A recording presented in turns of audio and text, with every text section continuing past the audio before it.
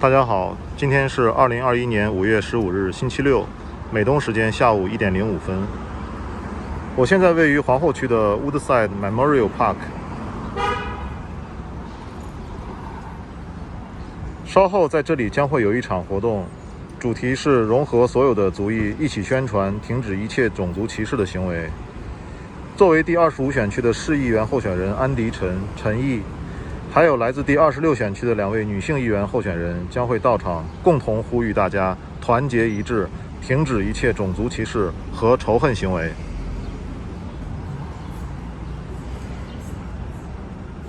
今天活动呢，我们今天有25选区的候选人，还有26选区的候选人，还有另外一位我们26选区的候选人在这边。那今天呢，就在这边跟大家讲一下，我们怎么样就是多元化的融合所有的族裔在这边。那真正的呢，我们停止这些所有的歧视跟仇恨。那更好的呢，我们融合所有的族裔，那我们来宣传这些更好的团结。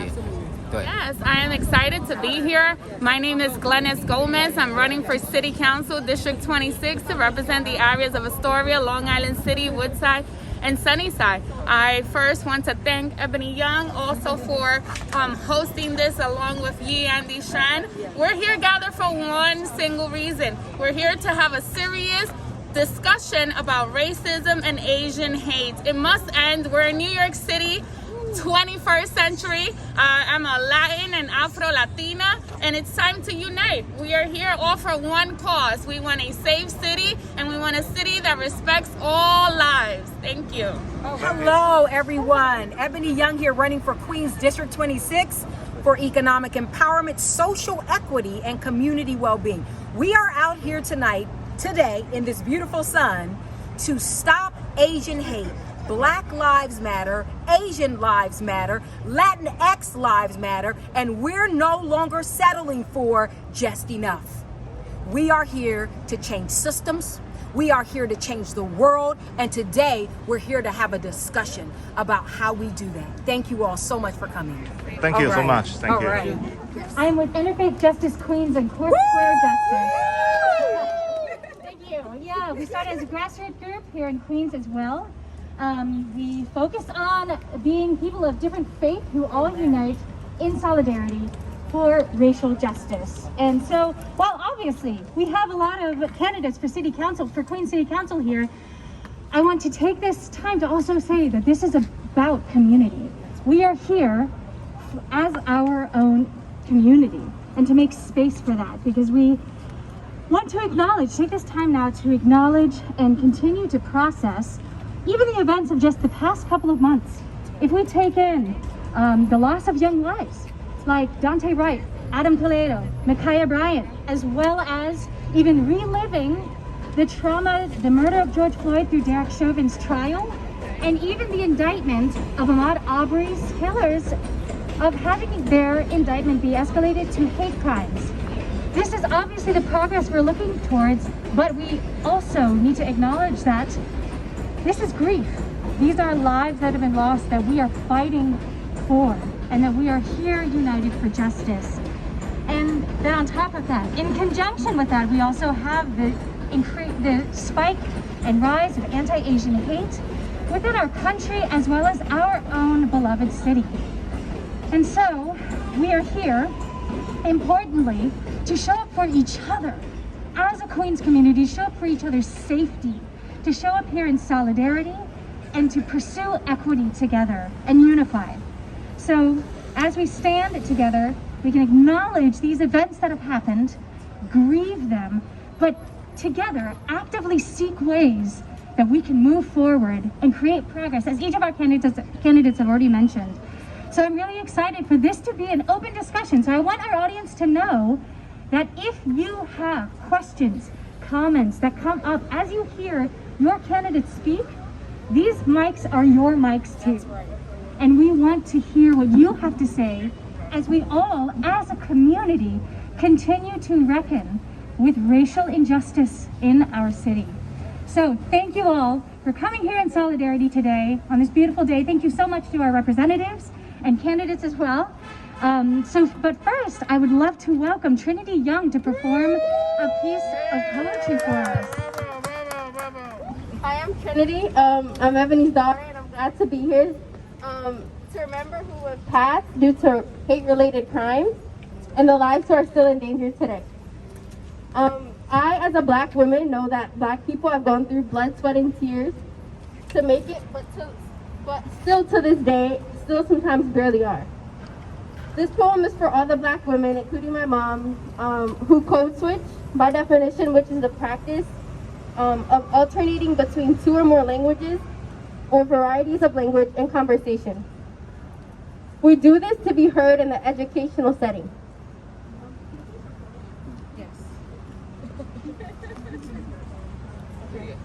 And this leads to my poem, The Butterfly Without Wings. She breathes the breath of spontaneous screams that echoes from the soil to the top of the mountain, that haunts her from the whip of the ghost who holds it, who breaks every bone in her body for her life, and who digs beneath the earth and finds gold and victory, who believes her race has ended but it's just begun. And now she finds herself in a maze of proper etiquette, in a maze of princess dress-up, because she can't spread her wings. She can't be too loud enough, though, because we're loud enough, and not passionate enough, because then we're angry. So we need to speak like we're walking on broken glass. And we're worried to get our braids done because it's not professional enough. And we can't wear our froze because it's too much and it's too big. And they ain't ready for it. And we can't bear the question, can I touch it? Like we're some sort of animal, like we're a goat at a petting zoo. And we're tired and we're angry, but we can't be too angry because, like I said, we always are. And these stares of awe and disgust scare us, and silence screams, and society says, hair up, not out. Yes, hair back, not in braids, but straight. And yes, weave, because we can trick them to believe our hair could be like theirs. And we can't brush it out because it's not going to curl, and it won't look defined enough. And ooh, yes, of course, slick down, because that gel lets it shine and not too dry. And now she's dead inside. They pulled every root up from the tree that gave us life. The tree that was supposed to give us everything we needed to be free. But we're in a cage now, and we're flying into trapped dead ends because our wings are clipped.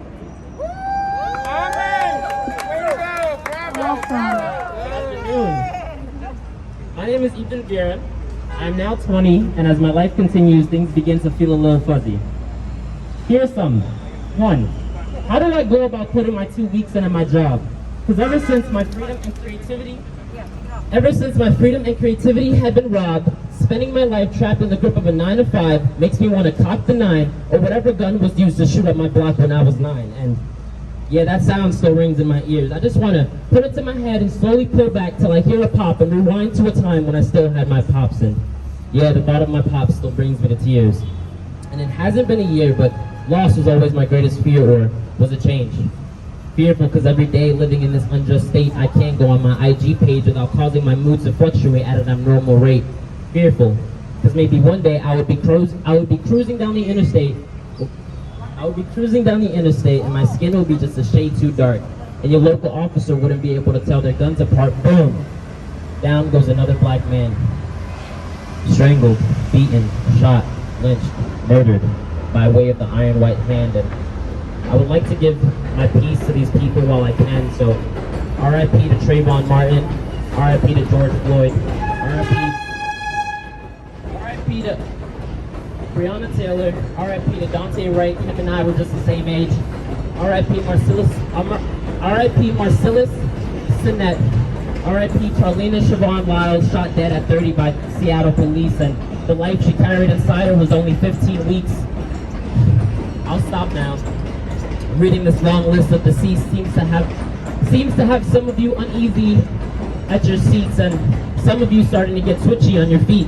So just believe me when I tell you, this is a reality for you and me.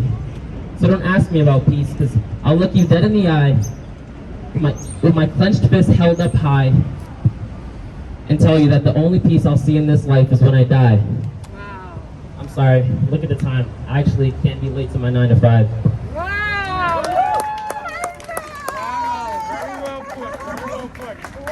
Wow, that was so moving, and I think is such a beautiful representation of why we are here, to hear these voices, to hear what is on our hearts in our community here. So thank you so much for both of those poems.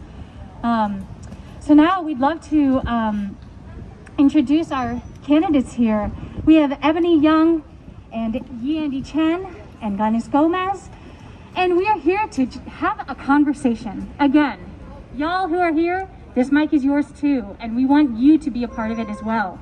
But we'd like to start with our candidates. And first I just want to ask, what does it feel like to show up right now as a person of color in these times of heightened race relations? That is an excellent question, Lisa. Thank you so much. And like she said, I think we need everybody's feedback on this. It feels trapped. A lot of times, Trinity, excellent poem. I love it. Because at times, sometimes you don't know where to go or how to do it. And you want to appease the system, while at the same time understanding what the contribution that you bring to the table. So the balance of it all is taxing. And it's tiring. On top of running for office, being cautious and conscious about who's judging you, or who's thinking you're angry, or who's thinking your passion is anger when it's really passion, right? And so I think it can really be difficult when you're trying to balance it all. It would be so freeing if we didn't have to think about that. If we didn't have to think about, as an African American woman, which is the double whammy, how are people perceiving me? If we could just come to the stage or to this place free, liberated, it would make so much more of a non-taxing way. I don't know how many those stop hate events I have been going to. Actually, I hate going to those events. I wish we did not have to go one of these events. But the reality is, there's too much hate out there. As a son of a Chinese immigrant, I know how it feels like. 19 years ago, when I went to Newton High School, got pushed to the corner of the hallway, being bullied, being called Ching Chang. You go back to your country. That's what I have been through. And 4 months ago, even one of my family members, my mom, was being randomly attacked. A broad daylight in my district. The scar on her body is healed, but the fear will not go away in the rest of our life. Every day she steps out our house with fear for her life. That's what this hate, bigotry has done to our family, to our community. I think it's very important for me as a second-generation immigrant to coming out, to speak out for most the first-generation immigrant, just like my parents' generation, who has a language barrier, who doesn't know where to reach out for help when they need it. And certainly, our government doesn't do enough, never do enough for our people. And this country is built by all immigrants. Just look at our district. Amherst, Jackson High, Woodside, East Amherst. One of the most diverse community in the whole country, in the world. We're speaking over 194 languages and dialects over here. And we really need to take care of all our people in our district. And every day when I'm going out, it really reminds me what kind of responsibility over my shoulder. And that's really one of a big part of reason why I'm running for city council. It's really to represent a community that we know of. And what I'm fighting for in the future. I'm fighting for a generation just like my parents' generation. And my generation, for my future generation. So I think it is very important, no matter where you're coming from, what your religious background is, what language you speak, it doesn't matter. We are New Yorkers here. And we are human beings over here. And we don't deserve this, right? By stopping this, we all need to come together. We need to bring all the unity, respect, and life to our community. There's too much hate out there. I think it all started from us, from within. We need to open our arms and accepting each other to our community. I think that's what we have to do. It starts at this moment. I think by all of you guys standing over here, we understand how important it is. We need to creating a unity community. Then from the 45th, he always trying to divide our community away. You're right, Andy. Right? And the leadership starting over here, starting from everybody over here. And by after this event, we all go out there, show our love, respect, and unity to our community. That's right. Yeah. That's right. Thank you so much, Andy. So Glennis, how do you feel showing up as a person of color during these times of heightened race relations? Well, once again, thank you for inviting me, for being part of this important discussion. We have a lot of work to do here. And I think that it's not enough to just talk about our history. I think it's enough. We know our history. We know what we have been going through in the present. I think that we have a huge opportunity here with Yi Chen, with Ebony Young, myself, Glennis Gomez. This goes beyond a campaign. It goes beyond politics. But it's time for us to unify. The city of New York is crying out loud, and they need peace. We need peace in our communities. We need peace in our city. This spirit of division does no good for no one, no matter your background, no matter your color, no matter your socioeconomic status, no matter your culture.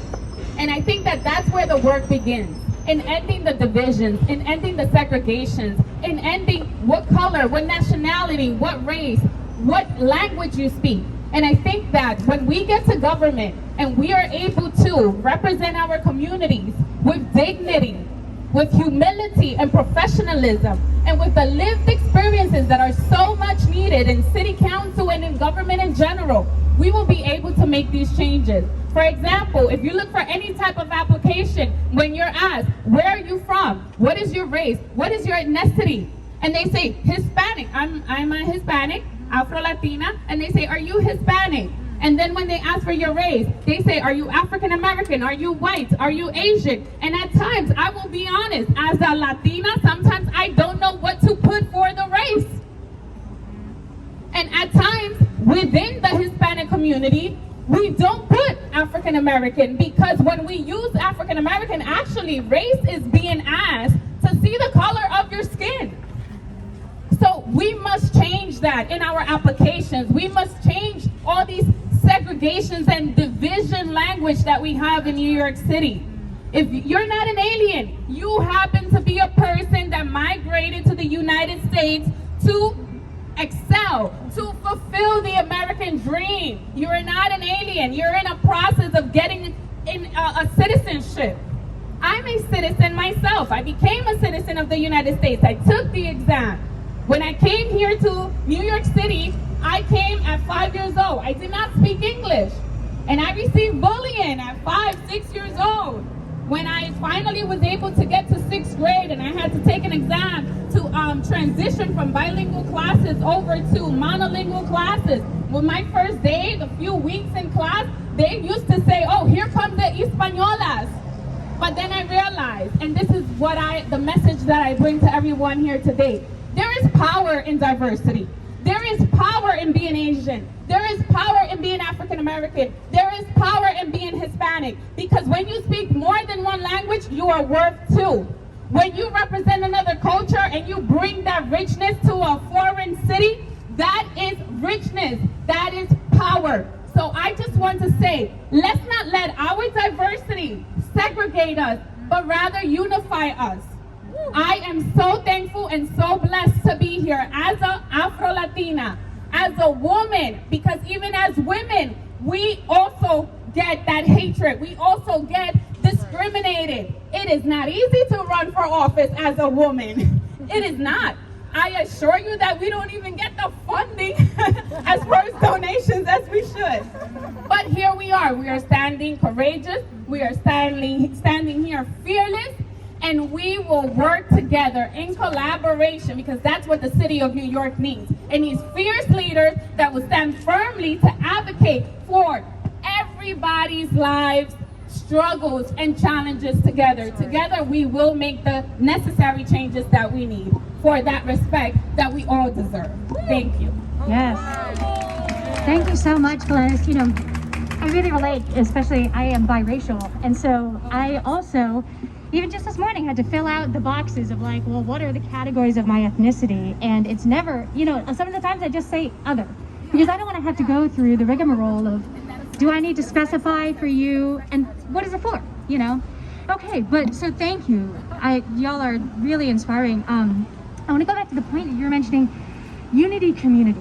And the idea that we need to, you know, make a difference, make a change in divisive language that we use.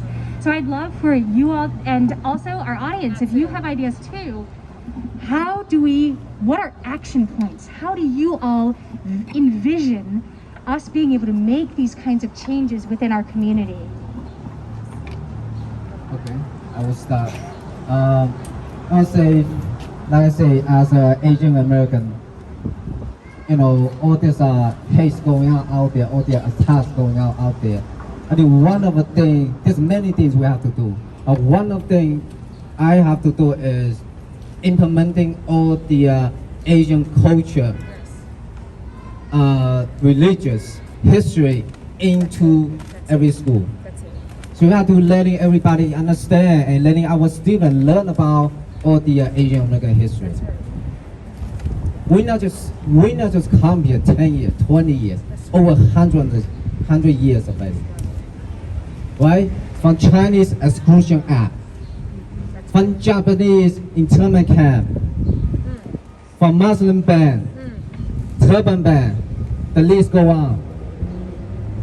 But we need to really letting our future generation also learn about the sacrifice, the contribution, or the achievement that we all been doing for this country.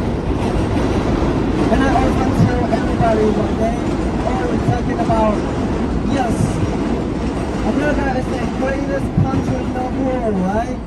But do not forget about, when we're talking about greatest country in the world, do not forget about all the contribution that we as an immigrant community doing for this country. Do not forget about all the Asian American contribution to this country. We're part of this. All the racism and discrimination started for 100 years. I think it's the time we need to act. A lot of time when we're going out there, I hear from so many community members that say, well, this community doesn't talk to this community doesn't talk to that community. Yeah, that's great. Excellent. I think a lot of them have found misunderstanding. We don't learn about each other's culture. When we learn about each other's culture, the more understanding we have, the more respect we have, the easier we accepting each other. Because we live in the world, just look around. This is community. Right? This is community. So we have to learn about accepting each other, loving each other, and welcoming each other to our community. So that implementing all the Asian American history, culture into the curriculum is very important. When I get elected, that would be my first thing to do. To educating our future generation, learn about that too. And learn about each other community. Latino community, Black community, every community. The more we learn about, the easier, the closer we stand together to fight for all these things for betterment for our community. Awesome. Yee, you are powerful. All right. Okay, you know what? Yee said it, and right here, we're doing it. This is the start right here. I'm sorry, I've got to call some names. Wes, Trinity, Noah, Rachel, come up here when I call you. Wes, Trinity, Noah, Rachel, Eamon. Get up here. I want to show this right here. These guys are all friends. You wouldn't have seen this 10 or 15 or 30 years ago, but all of these teenagers right here, beautiful kids, all of them go to school, and all of them have been to my house. And I have learned from each and every single one of these children what it means to embrace and love their culture. Eamon, where are you from? Jordan, Rachel, where are you from? Nicole. Wes, where are you from? Germany. All right. Trinity, where are you from? Colonialism. Hey! Colonialism. No, where are you from? All black. All black. And all of these kids have been to my home, and all of them have taught me something about their races, about why their contribution to America has been so great, without them even teaching me. Whether that's a respecting a holiday, whether that is respecting what they bring to the table and their religion, right? I appreciate each and every one of you for showing me and teaching me and coming together and saying, no more Asian hate, Black lives matter, Latinx lives matter, white lives matter, we all matter, and we can sit in the same room and love on each other and be together and walk in unity. It's right here. It's right here. And I'd like to ask these young people, I'm sorry, I have to put you on the spot. What's the resolution? What's the solution to us being unified? Coming together as a community and kind of talking about everybody's race and religion and just, sharing our thoughts and everything. Love and respect. Regardless of our differences, just respect where people are and where they come from. Accepting diversity, being together. Just learning about everyone's race and religion. I think Here, take the mic. communication and civil discourse is really important, at least in my opinion. I think that, being having such a diverse friend group and learning from each other and having discussions about whether it be our political opinions on anything, I think that really helps create unity. There you go. That's the answer. I want you to stay there. This is good. This is good. Yes. I want to talk a little bit about education as a solution.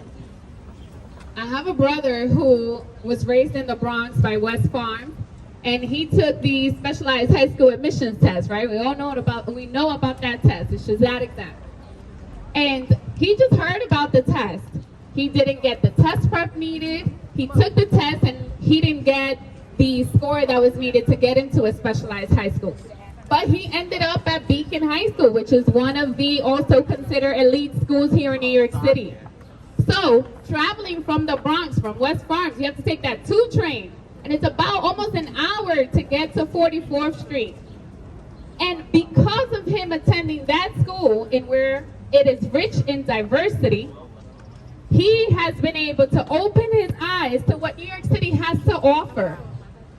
Now he is in his senior year, and he will be attending, I think it's FIT, because he's looking into fashion. But his language, his thoughts, the goals that he has for his life, I see it representative here. I see the community building. I see that you guys are in action.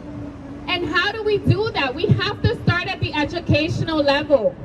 And I commit myself as a city council candidate for District 26 to represent Astoria, Long Island City, Woodside, and Sunnyside. But this is a huge opportunity upon getting elected, not just for the district that you will represent, but to make a true change in the city of New York. We need to change our educational system. It is filled of segregation. It is filled of that divisive language. Our schools are not being funded equally. So if we want respect for the cultures that we represent, they have to be representative in our schools. All of our schools need to be funded equally. We need to be able to have access, exposure, and opportunity for our students. Our city has to change, and the educational system has to change. We must work with a government that is committed to working from the bottom up. It is not enough anymore to work from the top down, because we have seen that it does not work. It is time to change our curriculum. As Andy Shen stated, we must incorporate Asian culture. We must incorporate the Hispanic culture as well. African American, not just for 28 days on February should we celebrate Black African American history. We need to be more educated so that we can accept our differences and we can understand that our differences, and they're smaller than our similarities. We are all here with one goal, to be the best that we can be in a foreign city. It is not easy. It requires a lot of courage to come and migrate from another country when you do not know the language, when you do not know the culture, and to come and implement yourself and open businesses, go to new schools, learn a different language. So I respect all of you.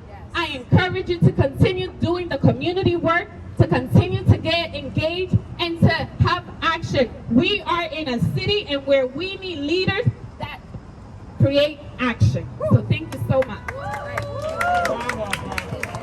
Awesome. Thank you so much, everyone. Yeah. It is such a beautiful representation of our Queens community. Yes.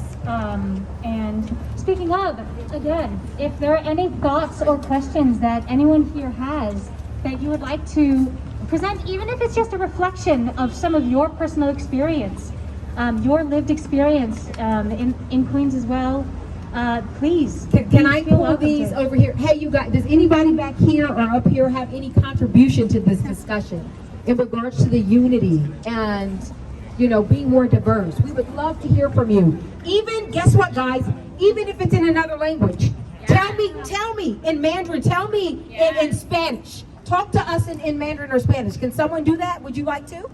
Okay, en español. Español, sí. Algo sobre lo que es el racismo, la discriminación, cómo te sientes. Ella es colombiana, rapidito. Ella es colombiana y va a hablar sobre cómo ella se siente del racismo y la discriminación. Buenas tardes, mi nombre es Shirley Lara, yo soy colombiana. Llevo un poquito más de un año en Estados Unidos y sí he sentido que aquí en este país hay un poquito de racismo frente a los latinos y con diferentes razas, también con los morenos. Inclusive entre nosotros mismos se siente el racismo, entre la misma comunidad latina se siente la discriminación.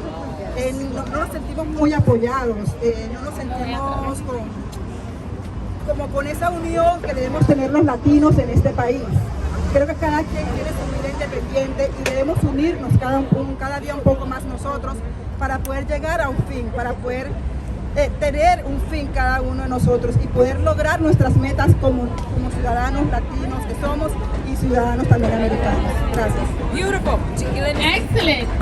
I'll definitely translate that because she touched a great point. You know, she said that as a Colombian, also Hispanic migrating here to New York City, she has felt insecure. She has felt that there is some level of racism and that there's not enough support, especially when you come with that language barrier. But she also recognized, and we must recognize, that even within us, within the Hispanic community, within the African American community, we can demonstrate that division, we can demonstrate that segregation, and that must end. And it ends, as our Yi Shen stated, we must go to the root of it. And in order to go to the root of it, we have to go to that educational aspect of it, and where we all are learning our differences so that we can understand that the differences is what makes us stronger, the differences is what really unifies us, and there are so much similarities that our differences at the end of the day do not matter.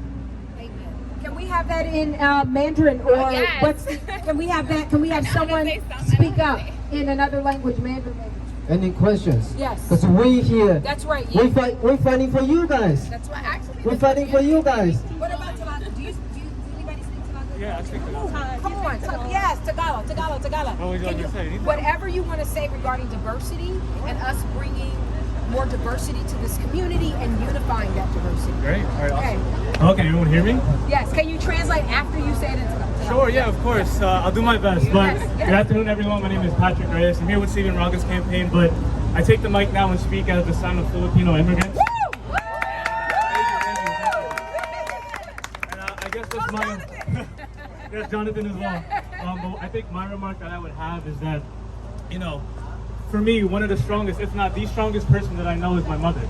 Yes. My mother was number 9 out of 10 children in a poor farm in the Philippines from Pangasinan. And she's the only person from my side of the family to make it here to the United States. And how did she get here? Her ticket here was, she was a nurse.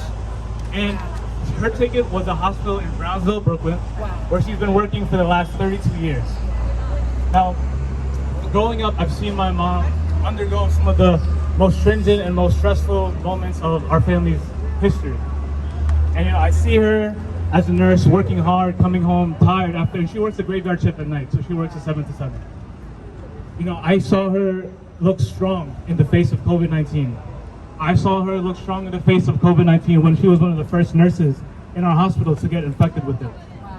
And I even saw her while she was sick at home, wondering about when she would get better so she could get back on the front lines to help her patients. So she's been strong. I've seen her exhibit this strength for the last, I'm 23 now, so for the last 23 years of my life. But for the first time in my entire life, I see my mother scared to even walk outside of the house, to even go anywhere besides our neighborhood in Brooklyn, in Canarsie, Brownsville, Georgetown. So what do I say today? I say that to have these conversations, to talk about what enriches our city, to make sure that we are meeting out the hate that touches every single immigrant family here in the United States, especially here in New York City, which is the international city.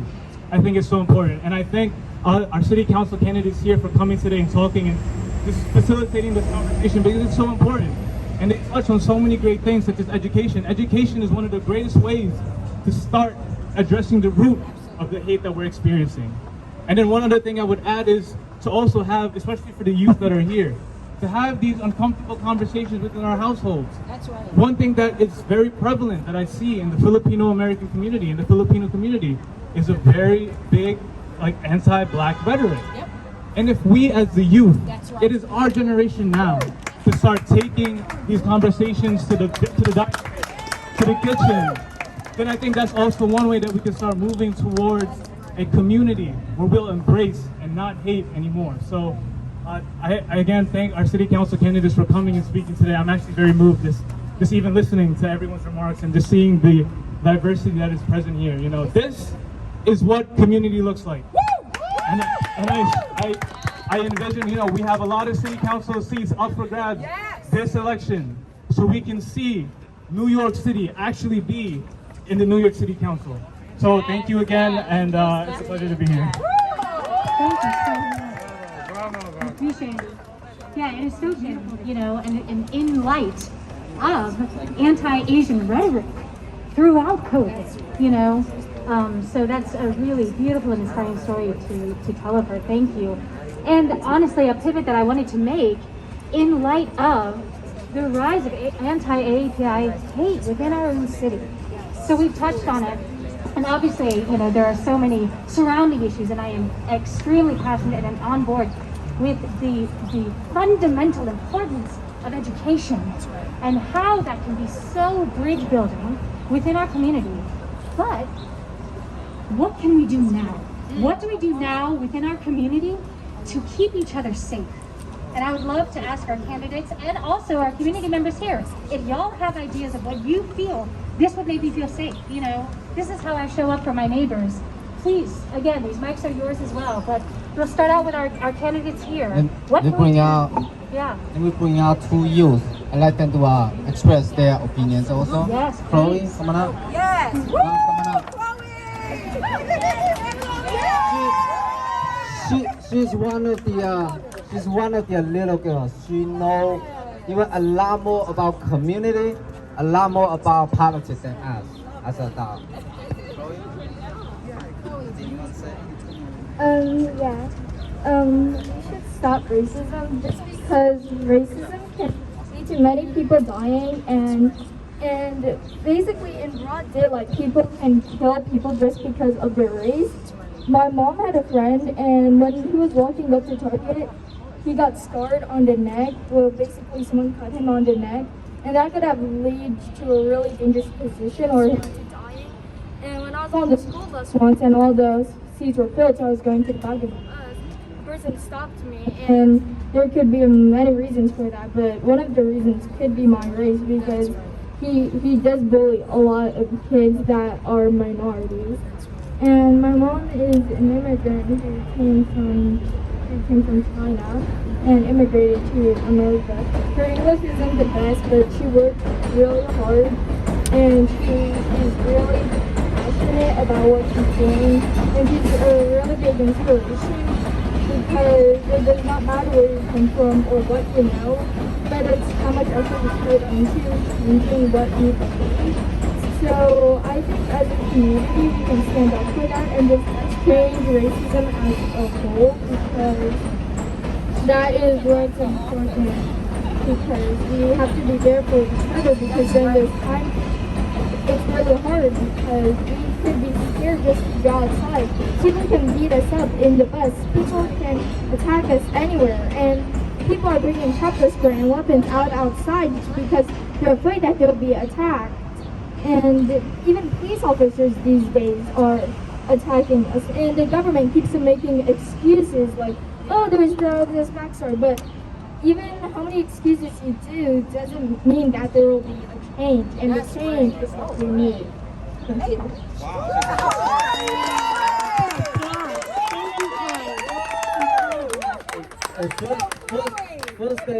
First day she come into my office, and she telling me, Andy, my future job will be on the White House. And just like many of us, we mentioned it. Her mother is an immigrant from China. Her father mentioned her mother is a immigrant from China, right? Her father is Jewish. So if you ask her what race, That's right. doesn't matter. Right. We are American over here, That's right? right. We are American. That's right. Doesn't matter where we're coming from. Right. It doesn't matter, Amen. right? Yes. Andy. Well, I think we have a question over here too. Okay. Hello, everybody. My name is Michael.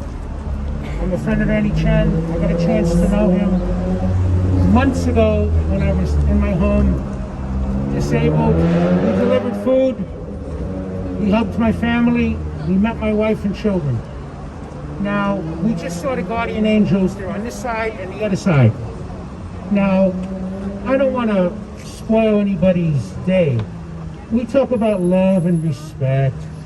And you know what? That is the way to go. But there's one component that no one's talking about. And I'm going to mention it. You fight back. Now, what do the guardian angels represent? Community fighting back. You just can't fight back with words. You fight back by getting out the vote. That's what you do immediately. Get out the vote and vote for your candidates. That's number one. Number two, very important, let people know in the community early voting. You have to vote immediately. Make sure you get out the vote. All candidates get out the vote. That's an immediate. Second immediate, you don't have to be a victim. That's right. Andy, you mentioned your relative, what happened to her, and it made me cry. As a disabled American, I carry a cane. This is a very nice weapon, made of metal. I hit someone on the head, they're going to be in a lot of trouble. You know what the problem is with some of you all? I'm hearing it. None of you talk about really fighting back. What you can do right now, tell the youth, everybody here, tell the people here in school, become an auxiliary police officer. Become part of your neighborhood police. Take the police officer test, be part of law enforcement, the change. You don't like hearing it, you do it. And now I'm going to call out Andy, every candidate. What are we all forgetting to do? I don't need this. I got a loud voice. What are we all forgetting to do here? We're forgetting to fight back. You, the children, you, the little one, the politicians, you should have courses. Go and work with a youth corporation. Teach self-defense courses. So when some son of a gun racist, evil person, and evil is all over, not just white people. You can be Asian and evil, black and evil, Hispanic an evil. Why make sure an evil? When you got evil in your heart, you're gonna hurt somebody. Right. Teach the people, the young people, the older people, teach everybody, elderly, to fight back. When 3 people try to hurt you, if they know you're gonna put up a fight, they're not gonna hurt you so much. When they know they can push you to the ground, they're gonna wanna hurt you. But when they think, uh-oh, you're gonna really hurt them, because you were trained to have some self-defense courses. That's what you need. And one more thing. This is a great event. It shows young and old, middle-aged, the whole community, me, the disabled community, people here giving a hoot, giving a darn about our community. Get yourself educated, keep away from bad people, and remember this, most important, to fight back with the heart and soul. This is what all makes us America. This is the culture of America. To take the political and engage it. Once you do not engage the political, and the politicians realize you have communities who do not vote, but will vote, you wake up a sleeping giant. In every community, I can assure you, the next city council, when you elect the right people, the right pieces of the puzzle, you're going to get a puzzle complete that will be firing up change in the positive, never the negative. Thank you. That's right. Thank you. I think we had a question here. Good, amen? Yes. So I heard you guys talk about spreading out funding between schools that may not receive as much funding and schools that do receive a lot of funding. How do you guys plan to spread out the money between a lot of schools equally? Thank you. Sitting on the city council seats and mandating policy and legislation change, right? So as a city council person, Ebony Young will go to the city council hearings and meetings, et cetera, and work with our other city council members to agree, which most of them agree on this, that we need equivalency and equity in funding for our schools. And so it starts with legislation change, policy changes, and that is something that could take a little while to do, but if it's 100% of the folks on board, we have the power to change it quickly. And I promise to do that as I'm sitting in city council, to change those policies and legislations quickly, as I believe that my other counterparts here would as well. Okay, so that's one of the resolutions. Just press it and hold. Yeah. You guys hear me? Okay. I think that is important, and it is essential that we create programs, realistic programs to address this inequality that we see in our schools, especially when it comes to funding. I know that every school has like a PTA, and at times that some PTAs, they are able to raise more money than other schools. Any school has that liberty, right, of raising money, but if the school is in a specific zip code and where potentially the residents there are more affluent and they're more wealthy, then obviously this school will have more resources. So I think it's a responsibility of government, it's a responsibility as a city council candidate to really look at the budget and allocate funding where the funding is most needed. So if we have schools that are extremely vulnerable, those are the schools that should have a priority, not based on a zip code, not based on how many voters a specific community has. So that is the change that is needed in city council and in government in general. But yes, electing the right people that will go to city council with those lived experiences and really call it out for what it is. And as city council members, we are the ones who say yes or no to the budget that is presented by our next mayor. So it's also important, as over here our colleague said, that you have to go out and vote. This election, June 22nd, it is critical for New York City. We must elect also the right mayor, because as city council candidates, we will be working with the mayor to say yes or no to whatever budget is proposed. All right, excellent. The legislation and budget is two huge part for a council member. Just like District 25, my district, Amherst and Judson High, we need additional 6,000 school seats. Yep. What that tells us, that tells there's currently 6,000 students living in the district, going to school outside the district. That's right. They going to school in Long Island City, Maspat, Miller Village. So what's that cause? They will cause a lot of working class family need to giving up their job, just taking their children going to school. So we really need to identify where those budget and look at those budget and moving into our educational. Let's say we can with District 25, 26, we next to each other, right? We can build a better school, quality of the school in our borderline right there. So it will benefit both our district. So that's something we will have to do. And what I also will do is to expand the PDA and the advisory council to including more parents and community members into it. That's right. So they will have more say into it. That's right. Because think about a lot of things, we don't even know what's going on with the school. We don't even know what's going on with the small business, right? There's no transparency. And we need to have a seat at the table, and we need to make transparency of all the policy so that will maximize the benefit to our people in the district. You're right. He's right.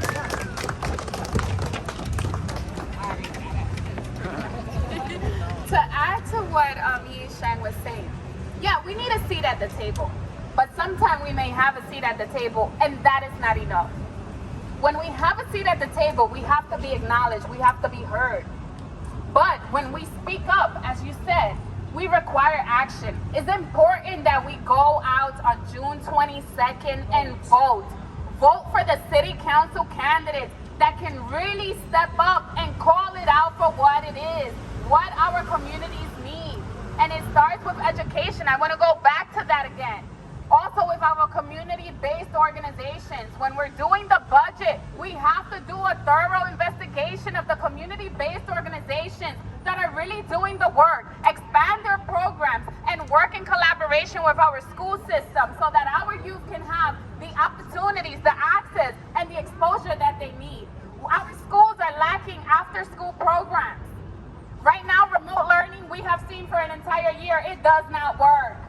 It may work for the affluent, it may work for the wealthier that can, work from their Hampton beach house, but it doesn't work for the working class. So we must change the curriculum to be a curriculum that is reflective of the 21st century.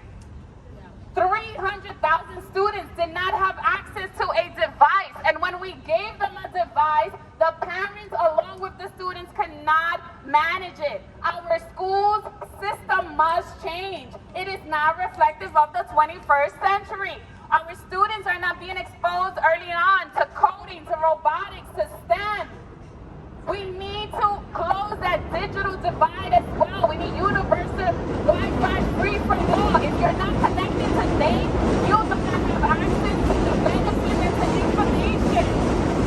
So we are committed, and I can say on behalf of Yi Shang, on behalf of Ebony Young, that everything starts, the root of everything is the education. And we will work tirelessly for a budget to reflect and prioritize education. Miriam, Miriam, you wanted to come to the mic? Miriam? Just push this, say what you have to say. You don't have to press it. Oh, you have to press it. Hi. Can you guys hear me? Yes. Okay. Hi. My name is Miriam. Hi. Okay, I don't really know what to say, but I was kind of thinking when we were talking about education, like when I was in first grade, I was learning more about Christopher Columbus than slavery, than about what Christopher Columbus was doing to Native American people. I feel like the curriculum needs to change. There needs to be more diversity. Like most of the people that I know in school are children of immigrants or they are immigrants, and like we could all relate in one way. We understand like each other's pains if it's going on in this country or our country. Like I know people don't know what's going on like Palestine or in Afghanistan, and like we should learn more about it so that we could like connect on a different level with each other. I'm kind of Amazing. No, thank you so much. Is there anyone else of our audience who has a question? Yeah, please. Thank you. So please let me introduce myself first. First of all, I'm not a resident at the Queens County. I'm from Nassau County. So where the rate of Asian hate crimes is actually lower there. Even though it's not, you can see not many there. We still paying attention to it since the beginning of the series that happened in the city, like incidents. As a reaction, our school members and club presidents, they have organizing events where they invited their principals, a superintendent of school, and as well as the county police officers to a rally. So even though we don't see it at our community, we can see it elsewhere, and we hope to bring more of this awareness to elsewhere where people don't see as much discrimination. And so my question here is that I wonder if we, besides education funding, if we can bring the police, if we can let police departments and help us during help us fight this discrimination, because yeah, that's what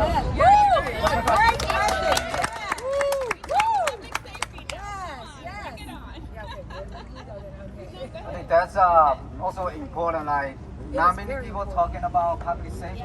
Yes. It is important, right? As an active auxiliary sergeant from 110 precinct for 6 years, I volunteer over 600 hours every year.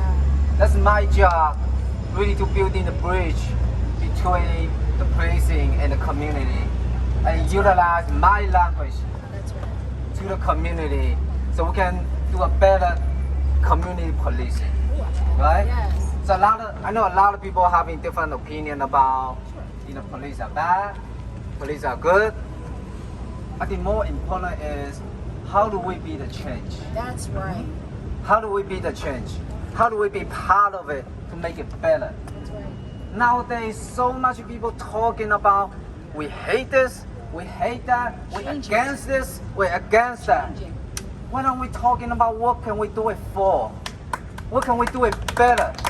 What can we change? Right, Andy? You're right. Right? Love that. I think that's the question we have to ask us. All start from ourselves. 6 years ago, I joined the auxiliary unit. That's right. The reason why is to make a change. Right? There's many people benefit from this. So we can really have a seat at the table telling, hey, this is not right, we need to change it. We need to do it better. So nowadays, we really need to put ourselves involved to make it better for the community. That's right. You're right, Andy. I'm going to be brief. I know we are ending here. It's accountability. We are the change we want to see. So if we want the change, then we must step in and create it. I totally agree with that. And that means that when we see something bad and something wrong happening with our police forces and our police department, that we call it out and we hold folks accountable through integrating and comprehensive planning. We will not get anywhere if we function and operate in isolation. So if you kick the community to one side and our safety officers to the next, we will not create change. I love your idea. That was beautiful. You opened up the space as a youth to say, I'm bringing the officers, I'm bringing the school system, I'm bringing the community all in together to create. What? Can you give them a hand? What's your first name again? I love it. Good. What is it again? That's right. UFin. Let's give UFin a hand. That's where it starts. Right there, UFin. And I love that you don't have an English name because UFin is your name. I love it. And keep that. Never lose that. And bringing all of us together comprehensively, we can create the vision, the work that we want to see to maintain safety, because safety is important. So we must bring our safety officers into our conversation and plan comprehensively. Excellent, excellent. the end of this, right? Yes. We are ending in a great note because public safety needs to be a priority. And I think that with many of the languages that have been spoken about public safety, I think that the term defund has really brought out more division again. And as Ebony Young stated, if we put the police over here and we put the community here, what we're creating is that division that doesn't work, that division that causes to fight against each other when we're supposed to have an NYPD that is protecting the community and a community that is also respecting our NYPD, because that blue uniform does require to be respected. We need to reinforce public safety here in New York City. We have to make it a priority, and we have to go a little further. Working with the NYPD is not enough. We need to bring in our community-based leaders. We need to bring in our community faith leaders as well. And we need to really work with the Department of NYPD, the Community Affairs Department, work along the Department of Domestic Abuse within the NYPD, and really have a seat at the table, have a real dialogue of the solutions and the root of the causes that we're all experiencing. So the NYPD will not have a real reform if we're not sitting at the table with the community, faith leaders, community-based leaders that are doing the essential work in our communities, so that we can understand that every incident cannot be approached with violence. So we are all here for public safety and making sure that it is a priority and that it is non-negotiable. Well, thank you so much to our candidates, to Yi, Ebony, and Glennis. And most importantly, actually everyone else who's here from our community to also represent, so importantly, who we are, what we stand for, and that we are united. We are united for racial justice and for change. And so I want to thank everyone here for making this space and coming together. We are so grateful, and we hope you all have a beautiful rest of your day. Let's keep moving the chain. So we're going to do a photo op. So if everybody, like audience in the back, hold up their signs, candidates in the front, and our awesome host right in front there. Okay, we're Great. good. Thank you, everybody.